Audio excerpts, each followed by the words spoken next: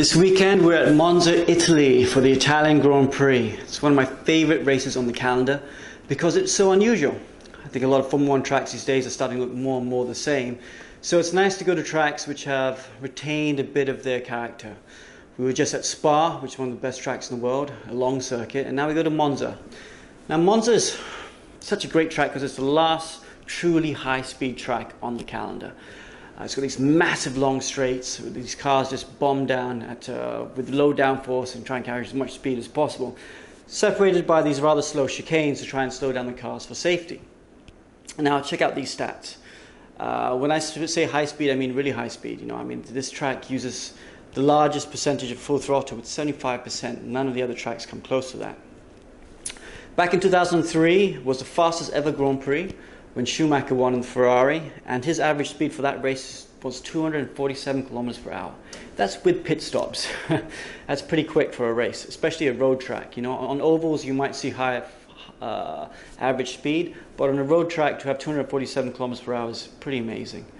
And the fastest race lap was in 2004 for his teammate Barrichello, who had a race lap of 260 kilometers per hour average speed. That's pretty impressive indeed. Back in those days, cars had about 900 horsepower, so you'd actually see them top out at about 380 kilometers per hour on the speed traps. That's pretty darn quick. Since those days, of course, they've reduced engine power quite a bit, and the downforce of the cars have increased. So, like last year, I think the top speed there was maybe 320 kilometers per hour, 330 kilometers per hour. So this year now, with the stronger ERS systems, more torque in the car, and of course a lot of less downforce, we're expected to see the cars back up to 360 kilometers per hour, which would be impressive. We haven't seen that in a long time. And just to give you a bit of perspective, the next fastest track on the calendar for top speed would be Canada, which was 330. So we're going to go quite a lot quicker. Now, what's it like to drive these sort of cars?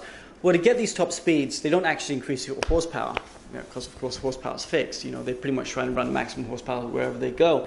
What they do is they try and make the wings very skinny, to reduce the downforce of the car so they can reduce the drag. That makes it very tricky to drive, because for the rest of the year, modern day Formula 1 cars, a lot of downforce, it really sticks into the track really well. It's very precise in what you do. When you come to Monza, you suddenly lose all this downforce, and the car squirms under you quite a bit. You feel the car move around a lot more. You should be able to see it on the cameras, especially with the increased torque in the cars. You might even see some unusual spins this weekend that we haven't seen at Monza before. But it's really a challenge for the drivers. You see it squirming around the brakes a lot more. You see them locking front brakes, you see them getting the rears a little bit out of control on the corner entry.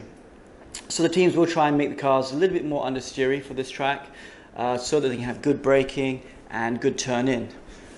This will mean that the deciding factor for tyre wear will be the front left. They will work that corner very hard, especially through Parabolica, which is the last corner on the track, and it's the only medium to high speed corner on this circuit.